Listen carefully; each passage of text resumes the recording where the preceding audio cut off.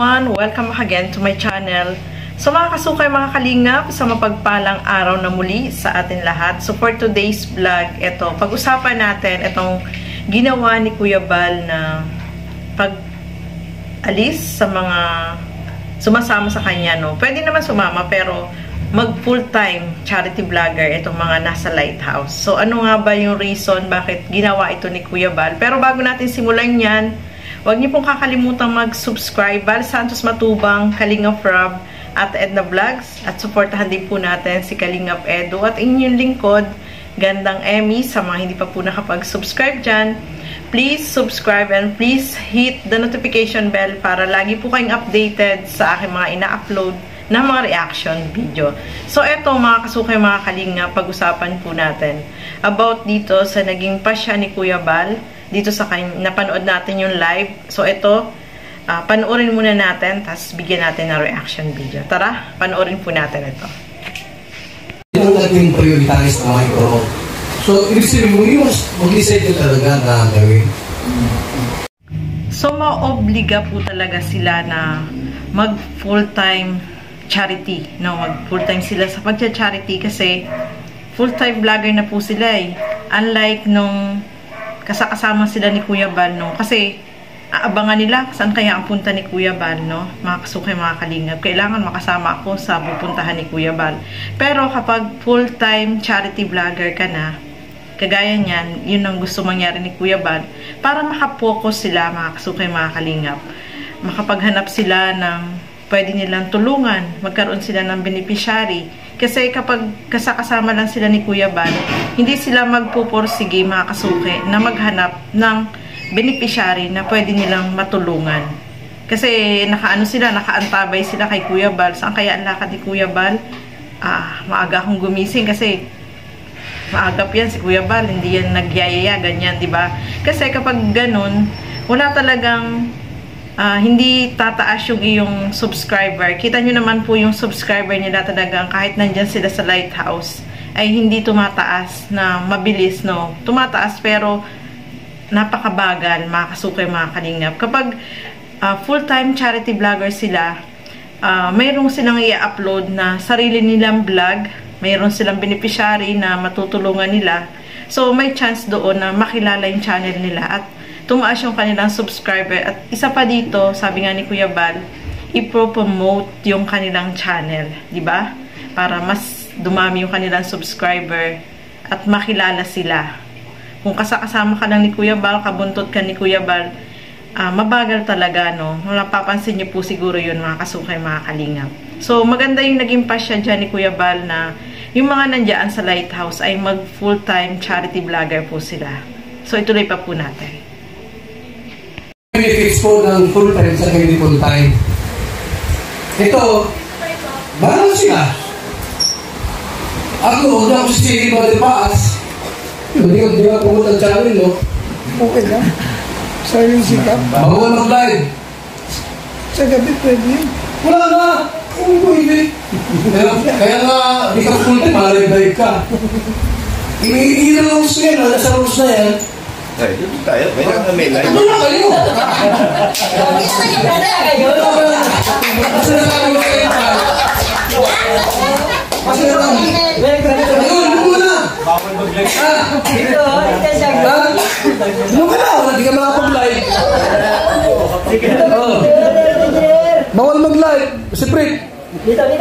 Ano ka na? Hindi kaya kasi... Ha? Hindi kaya kasi minsan wala man sahod sa YouTube. Hindi ka na ma-live. Hindi ka na ma-channel. Pwede naman ata pag kasi nasa bahay na. Bawal na. Kanta lang. Di ba ako naintindihan, Nay? Ilan na subscriber mo? 38. O, 38. Baka may isang buwan, 100,000 na yan. Pag nag-full-time ka at kikita ka ng maraming ano talaga dyan. I-promote namin yan. Ako mismo mag-promote sa'yo. O, subscribe natin to. Huwag kalimutan, huwag pabayaan. Yan ang oportunidad. Wala ka na. Dito na. Ay, so. Ayun ang loob. Come on. Okay? Sir. Diyan, nagdadalawang isip po sila, no? Si Brother Paa, si Engineer Agol, at saka si Kuya Mel. Pero ito na yung chance nyo, no? Sabi nga ni Kuya Bal, kapag stop ka, hindi ka na pwedeng mag-live. Yun ang ano doon, yun lang ang hindi maganda kasi hindi ka na pwedeng mag-live. Yun lang naman yung pagkakataon mo para yung channel mo ay tumaas. Although hindi ka na stop ka lang. Ang gusto mangyari ni Kuya Bal, kapag stop ka lang, hindi ka na pwedeng magla-live dyan kahit nasa bahay ka na. So, ang bilis nilang pumunta doon kasi gusto nila mag full time. At ang magiging consequence nito, mga kasukay, mga kalingap, kapag hindi ka na-stop, wala ka na syempre allowance na ibibigay si Kuya Bal. Kapag full-time charity vlogger ka na, no, yun mawawala. At maganda rin naman para kay Kuya Bal kasi mababawasan yung kanyang gastusin, di ba? Yung mga pinapasahod niya, kung ilan sila dyan, lahat binibigyan niya, no? So, malaking kabawasan din yung para sa kay Kuya Bal. Kalingap, wala kayo kinikita. Tapos mahina ang views, mahina ang subscriber. Bakit? Kasi nga, buntot ng buntot. Hindi mo promote. Hindi ka makakilos ng gusto ay. Tama ako, no? Tama. So, chance ito, na pwede kayong ma-explore, kumita ng mas malaki. Totoo yan. Tapos na Sige, pwede pa, asa pa ito pwede mag-full time. Hindi ko alam kung bakit sa ganyan. Kasi samantalang ang laki ng channel niya, 100,000 subscriber niya. Ngayon, mag-full time kayo. dami yung iba. Ano po? Kasi ako, kumasan, no? Tinihanda ko sarili ko kasi hindi man sa lahat ng oras. Malakas tayo. Yung ating views, mataas. Umali kayo.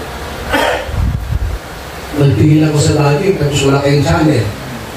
Wala kayong pangarap mo na maging lagi. Diba kasi, naman, ang tanong niya, sa kanila siya magbablog. Paano kung halimbawa ay nagkasakit tayo? O kaya ay naging ang content ko? Wala na. Yun po yun. So, ngayon po, wala akong stock ngayon. Hindi, walang biro. Okay lang. Driver, may kuha ko ng driver sa labas. Kaya, pinsan ko, kunin, dali ko dito. Hindi siya obliga. Pag gusto sumama sa lakad, pero ba tayong lalakad? Hindi sumama. Pero hindi ko na obligasyon na kayo pakainin. Kaya swiluhan pa. Tama no? Really good yun. Yes, sir. Huwag ka nang umasa na, uy, nalawas sa police radio, wala na. Full time ka na eh. May obligasyon pa ako sa inyo. Tama? Tama. Okay. So gawin niyo lahat ang pwede yung gawin. Tama? Umuwi lang kayo. So, kung may mga lakad tayo, kung gusto sumama, sama tayo. Ako kasama ko siya, pila na, sa mga angel. Kung wala kaming gumakas na, kasama ko. Pwede kayong sumama. Pero makiusap. Kaya naman, pwede sumama ko yan. Oh, sige, no problem. Kung hindi ka busy. Pero, dapat po ang yung first priority yung channel mo. Ngayon, lista natin doon sa promotion. Ano ba napas? Ano ba? First week, second week, third. Itong maganda rito, itong pinaka-the best. Kung walang ibang ipopromote, kayo lang. Ano kayo sa inyo? Kayo lang po. Pag-promote natin. So kay mga kalingap, tama dyan si Kuya Bal, no? Hindi na niya responsibilidad yung mga full charity vlogger, no? Yun ang maganda kay Kuya Bal kasi nabawasan na yung gastusin, ika nga. Yung mga monthly allowance na binibigay niya doon sa mga charity vlogger na nandyan, ay wala na po yun kasi full time na po sila, no? Yun ang mawawala sa kanila. Pero pwede naman sila sumama kapag may mga lakad na available sila, pwede naman po, mga kasukay, mga kalingap. So, focus sila sa pagcha-charity, focus sila dun sa mga tutulungan nila, no? Pwede silang sumama kay Kuya Bal kung available sila, pwedeng sumama. Yun ang dun, mga kasukay, mga kalingap. At good luck po sa mga full-time charity vlogger na nandiyan, no? Sipag lang, no? Maring natin maka-scout po kayo na makapagpa-viral sa inyong channel, di ba? Hindi nyo masasabi, no?